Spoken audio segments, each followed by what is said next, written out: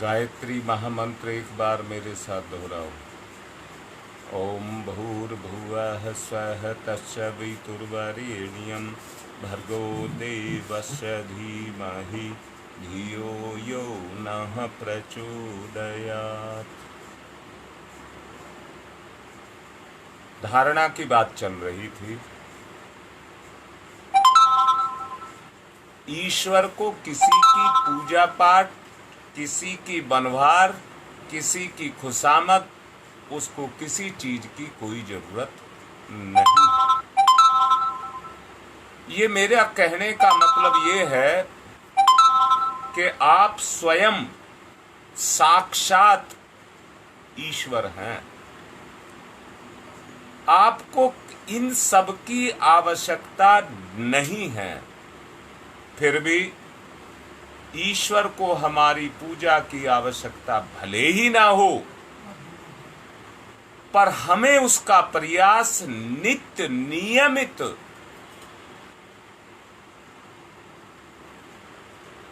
अपने समय पर रोज करना चाहिए। यहां एक बात और भी जोड़ देना चाहता हूं कि उसको अपनी भूख बना लेना चाहिए। हमें इतना करना ही है। इसी को धारणा कहते हैं।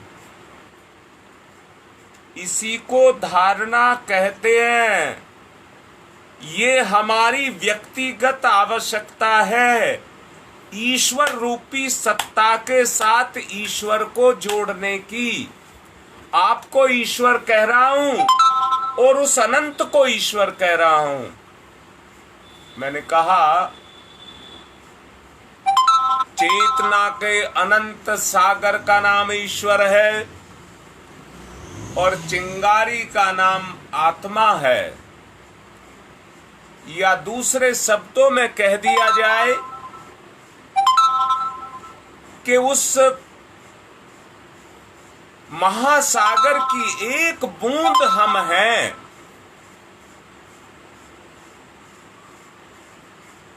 दोनों में कोई अंतर नहीं है। उसी अंतर को मिटाने के लिए मैंने कहा ईश्वर को हमारी किसी पूजा पाठ की आवश्यकता नहीं है। उसने तो संसार बसा दिया और संसार को बसाने के लिए जिस नियम का, जिस कायदे कानून का प्रयोग किया, उसी के द्वारा जिससे उसने उसको बसाया है, उसी से उसको वो चला भी रहा है। हमें अपनी दुनिया को चलाना है तो पूजा पाठ की आवश्यकता ईश्वर को नहीं, वो हमको है। इसलिए जो कुछ भी कर रहा है वो किसी और के लिए नहीं, हर कोई अपने लिए कर रहा है। हर कोई अपने लिए कर रहा है। कोई उपकार किसी पर कर रहा है तो उन गुणों को अपने अंदर जागृत कर रहा है। किसी में करुणा जगती है तो वो अपने में करुणा को जगा रहा है। व्यक्ति जो कुछ भी कर रहा है वो सब अंततः अपने लिए ही कर रहा है। अगर आप अपना आत्म उत्कर्ष करना चाहते हैं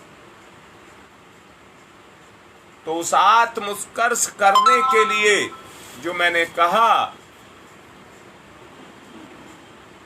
वो गुण जो ईश्वरीय गुण हैं, उन गुणों को हमें अपने में जागृत करना पड़ेगा।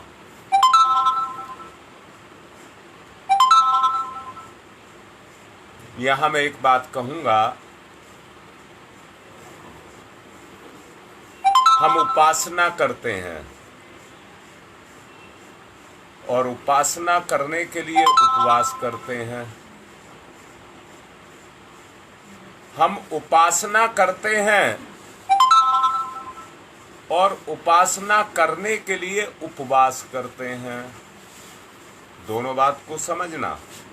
उपवास, उपवास का मतलब है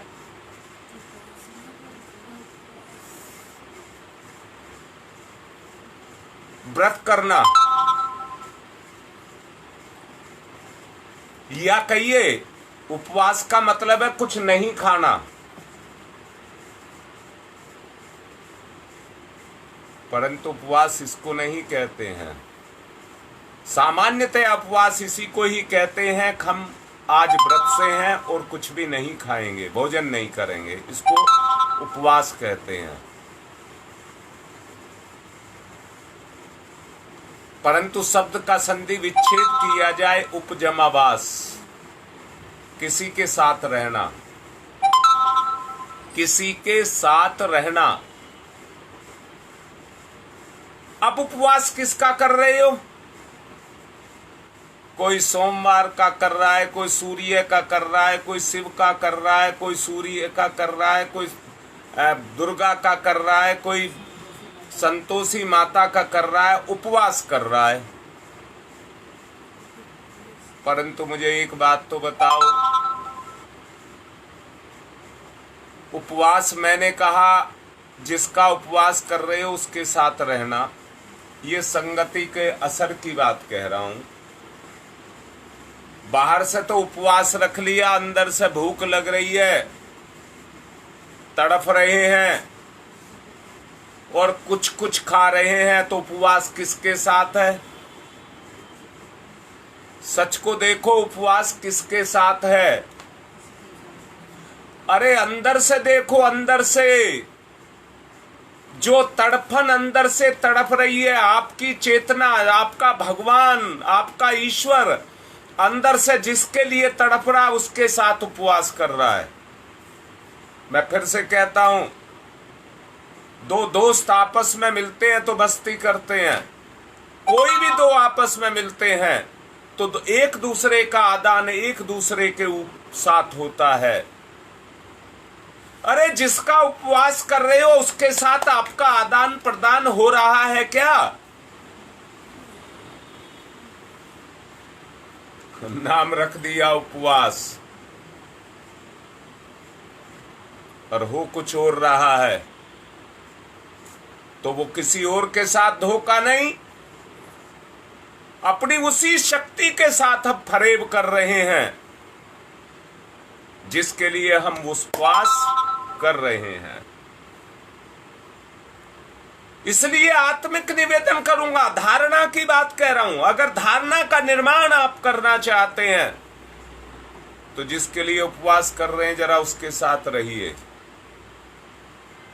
उपासना तो तभी होगी, पहले तो उपवास हो। उपासनात्मक जितने भी अनेकों क्रियाकलाप किए जाते हैं, याद रखना उसमें ध्यान से धारणा, ध्यान पहले, ध्यान फिर धारणा।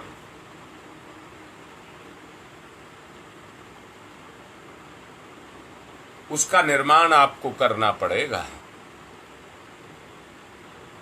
ध्यान ही उपेक्षित पड़ा है तो धारणा कहां से आएगी? कहने को हम जप करते हैं, पर ध्यान ही उपेक्षित पड़ा है तो धारणा कहां से आएगी? सच को देखो, ईमानदार होकर के देखो। अगर धारणा को लाना, मैं तो कहता हूं आप इतना सा करिए, इतना सा करिए, जरा सा करिए, जितना भी जरा से जरा सा है उतना करिए। अनुष्ठान को कितना छोटा कर दिया, कहां 33 माला का जप और कहां 13 माला का जप। परम पूज्य गुरुदेव तो 66 माला का जप रोज करते थे, 66 माला का जप रोज करते थे। हम 13 का तो करें ईमानदारी से। उसमें भी भगदड़ है, उसके अंदर भी भगदड़ है, औपचारिकता है। ध्यान ही नहीं है तो धारणा कहां से आएगी? ध्यान कई प्रकार के होते हैं, पर सब प्रकार के ध्यानों में कल मैंने बताया था कल्पना। कल मैंने कल्पना की बात आपसे करी थी। क्या बात करी थी? आदमी अनेक तरह की कल्पना करता है, उसमें कुछ आदर्श भी होते हैं और कुछ बुराइयां भी होती हैं, उसमें निर्वाण की बात भी होती है और उसमें विनाश की बात भी होती है। ये कल्पनाओं की बात मैं आपसे कह रहा था। सही प्रक्रिया के साथ इतना और जोड़ना चाहिए कि परमात्मा और आत्मा का अविच्छिन्न संबंध है, इसको स्मरण रखना चाहिए। और यह भी स्मरण रखना चाहिए कि ईश्वर सर्वव्यापी न्यायकारी है। ईश्वर सर्वव्यापी न्यायकारी है। जिसको आप धोखा दे रहे हैं उस ईश्वर को धोखा दे रहे हैं, क्योंकि ईश्वर तो सर्वव्यापी है, न्यायकारी है। आप उसको धोखा दे रहे हैं तो न्याय वो कर देगा। जितना आप उसको उसका ये बुरा कर रहे हैं, उसका धोखा दे रहे हैं उसको, वो आपका संतुलन अपने आप बना देगा। इसलिए इस बात को स्मरण रखना चाहिए कि ईश्वर सर्वव्यापी है और न्यायकारी है। मानव जीवन आदान प्रदान करने की अनुकंपा के साथ जुड़ी हुई जिम्मेदारी के क्षण समय भगवान ने हमको दिए हैं, उनको भुलाया नहीं जाना चाहिए और ना भुनाया जाना चाहिए। ना तो उनको भुलाया जाना चाहिए उन क्षणों को, और ना भुलाया जाना चाहिए। याद रखना, बोना चाहिए, उन क्षणों को बोना चाहिए। अरे अपने साथ जुबली हुई जिम्मेदारियों को समझिए। अपने साथ जुड़ी सबकी अलग अलग जिम्मेदारी हैं। ना किसी के शकल मिलती है, ना किसी की अकल मिलती है, ना किसी के हाथ की अंगुलियों का निशान मिलता है। सब कर्मों के साथ जुड़ा है, सबका कर्मों का लेखा है। इसलिए आपकी क्या जिम्मेदारी है, अपनी जिम्मेदारी को समझिए। जो अपनी जिम्मेदारी को समझेगा, मैंने कहा है ईश्वर समदर्शी है, सम माने बराबर, दर्शी माने देखने वाला, सबको समान रूप से देखने वाला है। इसलिए समदर्शी उस ईश्वर का जब आप उपवास और उपासना कर रहे हैं, उस समय उसका ध्यान करते हुए क्या कि वो समदर्शी है, सबके अंदर समाया है, सर्वव्यापी है, न्यायकारी है। उस बात को ध्यान में रख करके, किस में रख करके? ध्यान में रख करके हम जप को करें।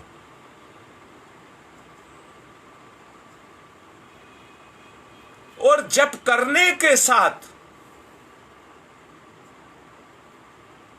अपनी धारणा का निर्माण करते चले जाएं। अंदर से सुनो, अंदर से सुनो। जब आपकी स्मृति में ये बातें आएंगी, जब आपकी स्मृति में ये बातें आएंगी, ईश्वर का कोई साक्षात आकार नहीं है, विचार में प्रकट होता है, विचार में प्रकट होता है। आपकी धारणा एक ऐसा सुदृढ़ किला बनकर के निकल करके आएगा जिस पर संसार के सभी तरह की बुराइयां, पाप भी टक्कर मारें, पर वो धारणा अवैध होगी, उसको कोई भेद नहीं सकता। याद रखना, ये तारतम्य जब तक जुड़ा रहता है, ईमानदारी से सोचना। अभी तो आप माला लेकर के बैठते हैं तो इधर उधर के विचार तुरंत आना शुरू हो जाते हैं, उनका तारतम्य बन जाता है। आत्मिक प्रगति के लिए यह आवश्यक है कि ईश्वर के साथ आत्मिक तारतम्य जोड़ा जाए। उसका निर्वाह बगैर प्रयास के नहीं हो सकता। सब ठीक तरह हो रहा है या नहीं, इसके लिए निरंतर चिंतन किया जाना चाहिए। निरंतर चिंतन किया जाना चाहिए। जान लेना, आत्मा का सुधार यानी कि आत्म सुधार, आत्म परिष्कार की प्रक्रिया जिस आधार पर पूरी होती है, जो भी आपको बताया गया, यही सच्चा भजन है। यही सच्चा भजन है और कोई नहीं। कुछ कर लीजिए आप, कुछ कर लीजिए, कुछ कर लीजिए, सब बेकार की बात है। पोल है, बहकावा है, दिखावा है, पाखंड है। जीवन के सही स्वरूप को समझिए और उसके उद्देश्य को समझिए और उसका सदुपयोग करिए। कैसे करेंगे? तालमेल से। तालमेल से करेंगे, तालमेल से। और तालमेल किससे बनेगा? विचारना से। विचारना से, और कोई तरीका नहीं है। जुड़ने का और कोई तरीका नहीं है। तालमेल बनाने का और कोई तरीका नहीं है। मैंने अभी कहा था, दो दोस्त, दो साथी, भाई बहन आपस में मिलते हैं तो दोनों के बीच में तालमेल मिलता है। वो उसको खुशी दे, वो उसको खुशी दे, दोनों के बीच में तालमेल बनता है। ध्यान देना, इसी को उपवास कहते हैं। इसी को उपवास कहते हैं। उपवास होने लगा तो उपासना होने लग जाएगी, यानी कि उन गुणों का आपस में, जो ईश्वरीय गुण है और जो आत्मिक गुण है, उनकी सक्रियता शुरू हो जाएगी। यही जीवन का उद्देश्य और जीवन का सदुपयोग है। तालमेल विचारणाओं की गतिविधियों से बनाना। हर घड़ी जो हमारे ऊपर छाए रहने वाले विकार हैं, वो हर घड़ी अपने काम को करते रहते हैं। आप चूक मत करना, आप चूक मत करना। जो गलती मैंने की है वो आप मत करना। जो गलती मैंने की है वो आप मत करना। मैं उसके परिणामों को जान चुका हूं। कुछ नहीं रखा हुआ है, सब बेकार है। अगर कारगर है तो भगवान ही कारगर है। सुधर करके चलना, संभल करके चलना, चेष्टा करना, सतर्कता पूर्वक करना। ऐसा ना हो कि इस संदर्भ में उपेक्षा आपके चिंतन में चल रही हो। मैं फिर से कह रहा हूं, कल मैं एक बच्चे से कह रहा था,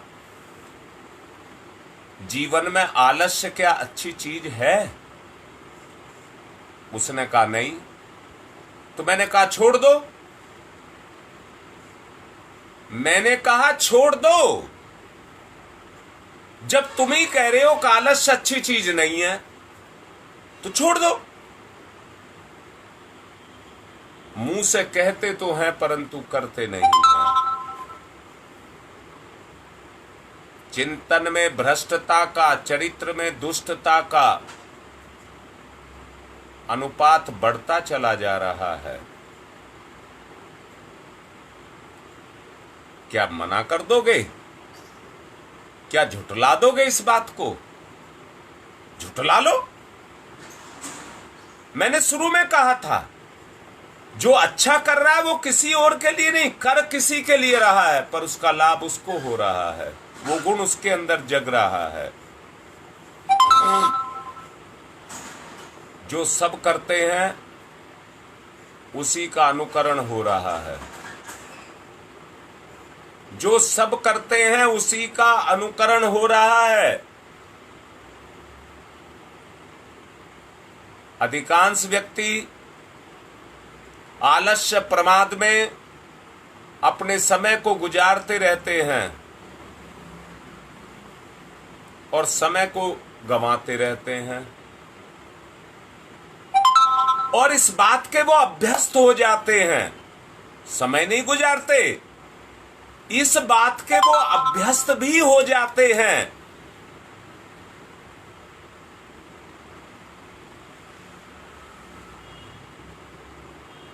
मैं आपसे कह रहा हूं, उन बंधनों को हमको तोड़ना होगा। जो बांध हमने लगा करके रखे हैं, उन बंधनों को हमको तोड़ना होगा। अपनी पहचान अलग बनानी होगी।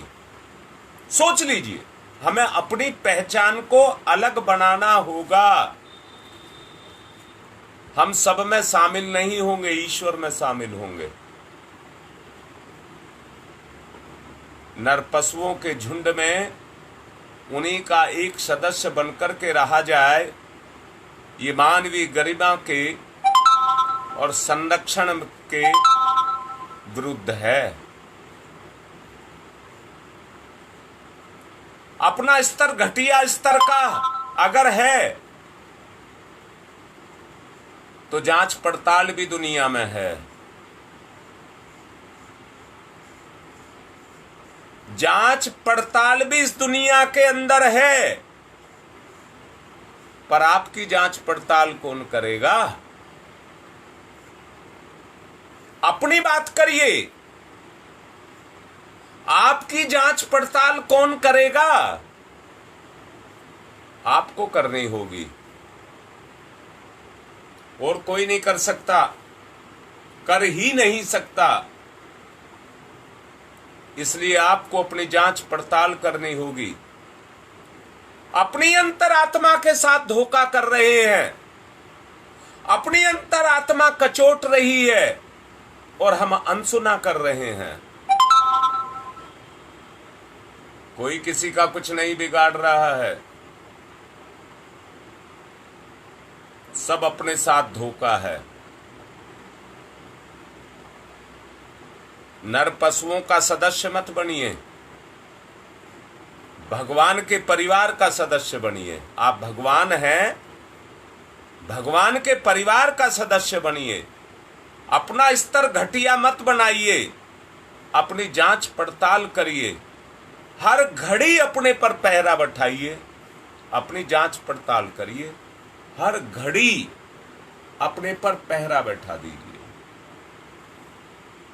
ध्यान की एक प्रक्रिया एकाग्रता साधना के लिए की जाने वाली कसरत है। समझ आई बात आपको?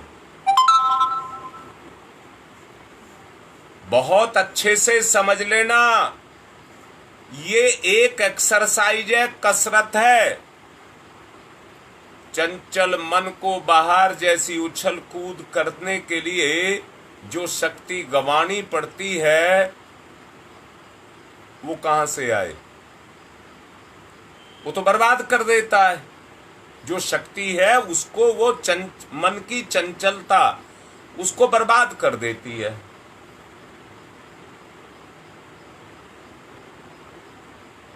सुख सबको अच्छा लगता है, इसलिए प्रमाद भी सबको अच्छा लगता है। मैं ठाठ से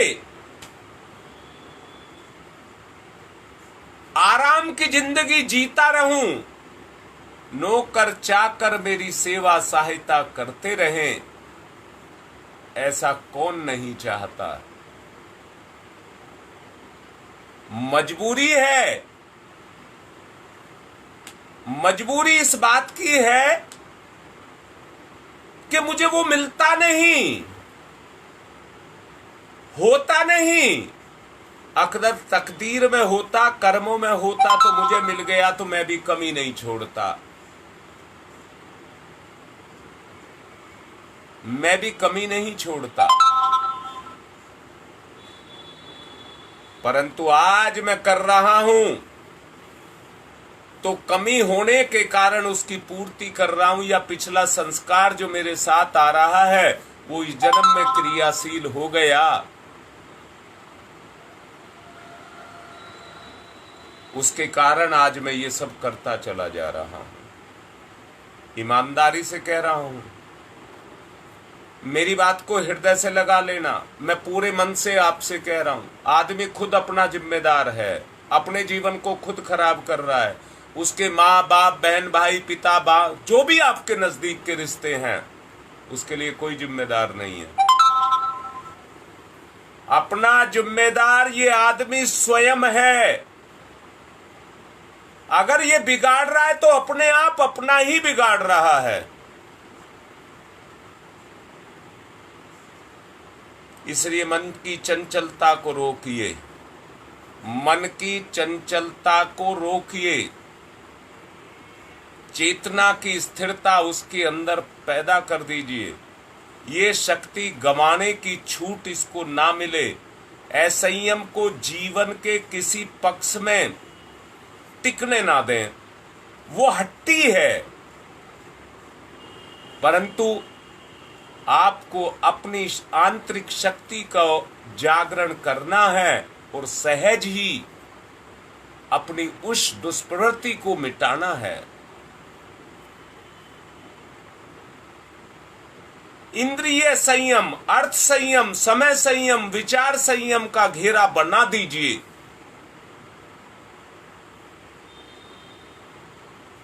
चारों तरफ से घेर लीजिए, कहीं शक्ति का अपव्यय ना हो। एकाग्रता सदती है। आपने देखे होंगे रस्सी पर चलने वाले नट, आपने देखे होंगे तरह तरह के खेल करतब दिखाने वाले रिंग मास्टरों को आपने देखा होगा। मन को ज्ञान साधना एवं भाव साधनाओं की उच्च स्तरीय पद्धति को सिखाइए, पाखंड नहीं। किसी देव प्रतिमा या महामानव के चित्रों को जमा करके उनके साथ तारतम्य करने की भाव साधना ध्यान कहलाती है। मैंने कई आदमियों को ऐसा देखा है जो किसी मंदिर के सामने से गुजरते हैं तो खड़े होकर हाथ जोड़कर प्रणाम करके ही वहां से निकलते हैं। मैं ये नहीं कह रहा ये उनकी धारणा नहीं है, वो टाल भी सकते थे, परंतु वो इतने को ही सब कुछ मान लेते हैं कि मंदिर के सामने से गुजरे तो भगवान को प्रणाम करके निकलेंगे। इसी को वो अपनी साधना मान लेते हैं।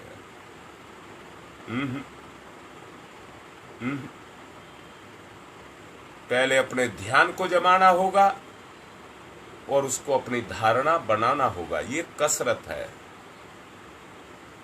आए दिन कई कई बार आदमी अपने मनोनिग्रह की सिद्धि करने के लिए तरह तरह की क्रियाएं करता है। निग्रहित मन वाला व्यक्ति लक्ष्य के साथ तन्मयता अपनाकर बड़ी बड़ी सफलताएं प्राप्त करता है। याद रखना, ध्यान एक संचय है, जोड़ना। इसके लिए उदयीमान स्वर्णिम सूर्य का ध्यान माध्यम बनाया जाए। आंख बंद करके भावना की जाए प्रातःकालीन उदयमान सूर्य को, उनकी किरणों को अपने शरीर पर डालना चाहिए, जो शरीर को बल, मस्तिष्क को ज्ञान, हृदय को भाव संवेदना दे। और भी करना चाहिए। नाभि चक्र को स्थूल शरीर का, हृदय को सूक्ष्म शरीर का और मस्तिष्क के ब्रह्मरंध्र को कारण शरीर का केंद्र बिंदु माना जाए। जो साधनाएं आप करें, इन तीनों में सूक्ष्म स्तर की 3 ग्रंथियां भी हैं, जिन्हें हम ब्रह्म कमल के नाम से जानते हैं। सूर्य के उदयमान होने पर कमल खिलते हैं और सुगंध बखेरते हैं, सोम से समूचे क्षेत्र को भर देते हैं। ये ध्यान प्रातःकालीन किया जाना चाहिए। कितना अच्छा हो जप और ध्यान का योग कर दिया जाए।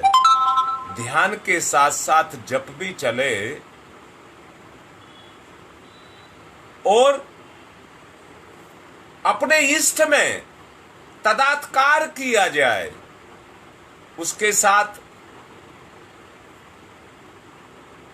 एकता, समता का भाव पैदा किया जाए, विलय का भाव पैदा किया जाए। तीनों कमल चक्रों को, त्रिविध शरीरों के केंद्र बिंदु को विकसित करने की भावना करनी चाहिए। ये साधना प्रक्रिया 3 शरीरों को विकसित करती है।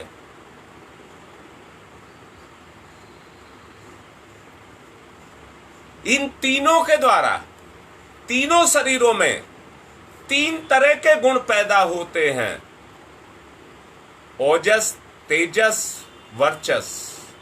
ओजस, तेजस, वर्चस, और इनसे सराबोर हो जाते हैं। परम पूज्य गुरुदेव ये साधना हम सबको कराते हैं। आप कर सकते हैं। उदयमान सूर्य के सामने, उसके प्रकाश के अंदर आप अपने आप को रख कर के उस साधना को आप कर सकते हैं। मैंने आपसे कहा था, ध्यान एक संचय है। संचय, संचय माने जोड़ना। जब आप उस संचय को करते हैं तो शक्ति आपके अंदर जुड़ना शुरू हो जाती है। ध्यान से मन का गुण चंचलता है, जो शक्ति को बखेरता है, बर्बाद करता है, परंतु ध्यान उसको बटोरता है, एकाग्रता में लाता है और तरह तरह का जो बिखराव है उस पर नियंत्रण लगा देता है। देखो भाई, मैंने पिछले दिनों एक बात आप लोगों से कही थी,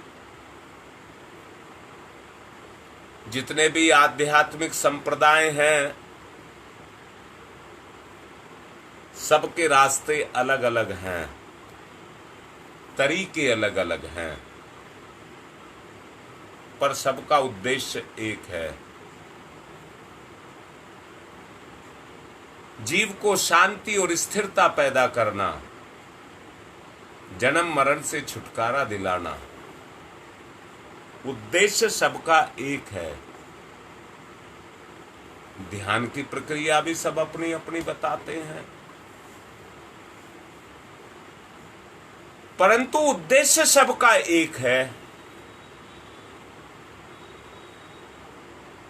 उनमें 3 शरीरों की जो साधना है, जिससे ओजस, तेजस और वर्चस की वृद्धि हमारे अंदर होती जाए, वो सर्वसुलभ और सर्व उपयोगी है।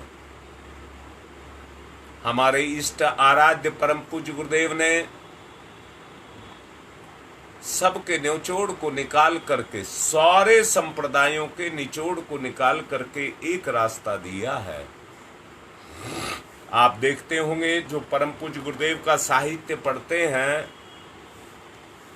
परम पूज्य गुरुदेव ने चाहे कोई भी संप्रदाय क्यों ना हो, उनके उदाहरण अपने लेखन में दिए हुए हैं और सबका निचोड़ एक साथ मिला करके अपना निर्णय उस पर दिया है। आपको भी निचोड़ निकाल करके अपना निर्णय अपने आप को देना होगा, अपना निर्धारण आपको करना होगा, तभी तो धारणा बढ़ेगी, तभी धारणा बनेगी। आज मैं आपसे कह देना चाहूंगा कि धारणा पर मैं काफी बोल चुका हूं। अब धारणा से जो अगला चरण है वो समाधि है, समाधि। अब मैं समाधि पर बोलना कल से शुरू करूंगा। ये मैंने बोला है, धारणा तो सबकी है, मेरी भी है। अभी मैंने आपसे उपवास और उपासना की बात की थी। जप ध्यान मैं भी करता हूं और धारणा का निर्माण मैं भी करता हूं।